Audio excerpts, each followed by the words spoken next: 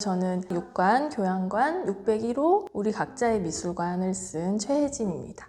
막연히 교양이라고 하면 앞에 선생님이 혼자서 강의하시고 나머지 사람들은 그냥 책상에 앉아있는 경험을 떠올리잖아요. 근데 자기만의 방이 교양을 다루면 그것과는 다른 모양으로 다룰 거라는 기대가 있었고, 이미지를 처음으로 만드는 책이니까 부담도 조금 됐고 영광스럽기도 했고 그랬습니다. 먼저 일기장이 있어야 돼요. 어느 작가의 일기라는. 널찍한 소파랑 커피, 와이파이 접속이 가능한 노트북.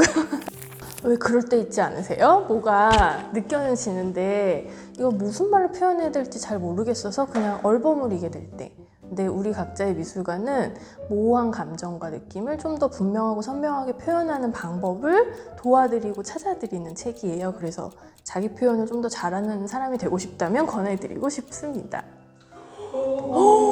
소름. 미술관도 외적으로 보여지는 되게 단 하나의 이미지 같은 게 좀 있잖아요. 이렇게 새하얗고 좀 뭔가 이렇게 고급스럽기도 하고 좀 조용히 걸어 다녀야 될 것만 같고, 이런 외적인 이미지가 좀 잡혀 있는 게 있지만 그거랑 상관없이 나만의 방식으로 기억하고 의미를 찾을 수 있고 추억할 수 있는 공간이라는 얘기를 좀 하고 싶어서 우리 각자의 미술관이라는 제목을 지었던 것 같고, 나에게 각별한 미술관을 한 번씩 지어보자 우리, 이런 독려를 좀 하고 싶어서 지은 제목이에요. 이번 주에 어떤 영화를 보기로 했어요? 그러면 어떤 평점을 좀 참고하세요? 네티즌평. 보통 이렇게 여쭤보면 다들 네티즌 평을 먼저 참고한다고 말해요. 그리고 전문가 평에 대해서는 제가 이렇게 발언하시는 분도 봤어요. 그냥 내가 재밌으면 굿무비지. 평론가의 평은 그런가 보다 정도로 참고한다. 전문가의 의견에 대해서 그건 그거고 내 느낌은 이거야 라고 말할 줄 알아요, 영화에 대해서는. 근데 그렇게 좀 더 적극적이고 자기 감정을 존중할 줄 아는 수용자들이 고스란히 미술관으로 가면 갑자기 경청하는 모드가 되면서 선생님 뒤를 따라다녀야 될 것만 같고, 막 오디오 가이드에서 나오는 거 잘 받아 적어야 될 것만 같은 태도의 변화가 생겨요. 그래서 제가 질문을 하게 된 거예요. 미술이랑 영화라는 같은 시각예술을 향해서 수용자가 이렇게 다른 태도를 취하는 게 신기하고 궁금했어요. 왜 이러는지.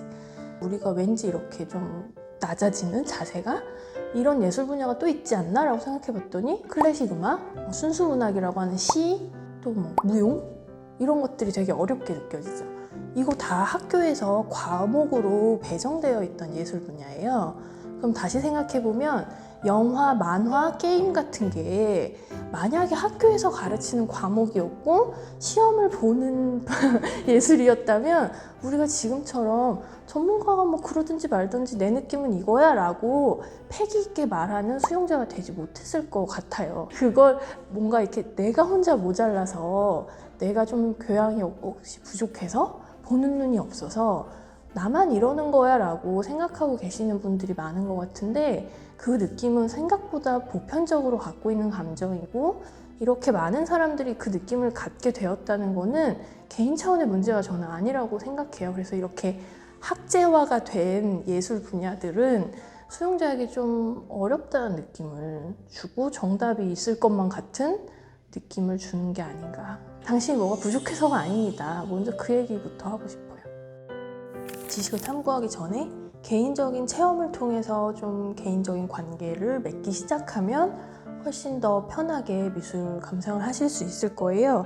만약에 미술관에 아예 안 가보신 분이라면은 그런 뭐 화가의 인생을 다룬 책이나 영화 같은 것도 많이 있거든요. 그걸 보시다가 이 사람 뭔가 궁금해 라는 생각이 들면 그때 이제 검색을 해보시는 거예요. 또 다른 책이 혹시 있진 않나, 그리고 이 사람의 작품은 어느 미술관에 있나, 이 정도로 검색해 보시는 것만으로도 이제 나하고 그 사이에 개인적인 관계가 시작되는 거거든요. 그리고 미술관을 좀 다니기는 했는데 내가 개인적으로 막 뭔가가 있을 만큼까지는 친해지지 못했다, 이런 분들이라면은 질문을 하면서 그림을 보면 훨씬 더 관여도가 올라가게 돼요. 그래서 그 질문을 하는 방법을 구체적으로 가르쳐 드리는 게 우리 각자의 미술관의 내용이죠. 책을 보라는 거죠. 그러니까 이거 책 내용을 다 말해줄 수는 없잖아요.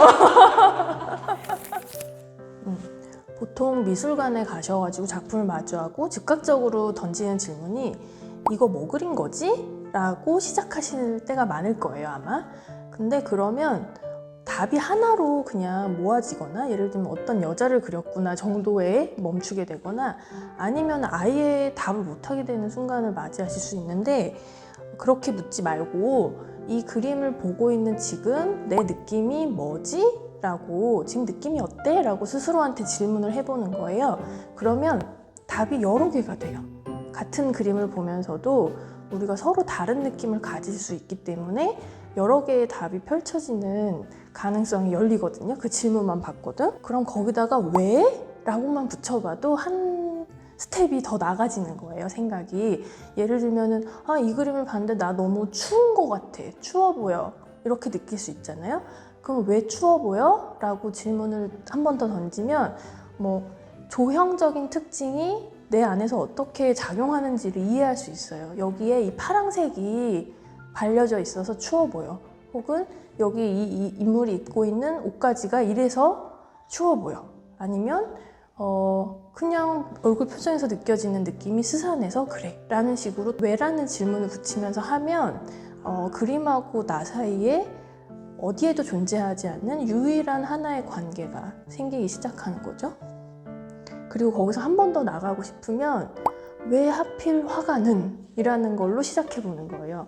왜 하필 화가는 여기다 파란색을 발랐을까? 왜 하필 화가는 이 사람 표정을 이런 식으로 그렸을까? 라고 질문을 하다 보면 그 전의 질문은 그 그림을 볼 때 내 안에서 어떤 작용이 일어나는지에 되게 집중하는 질문이었거든요.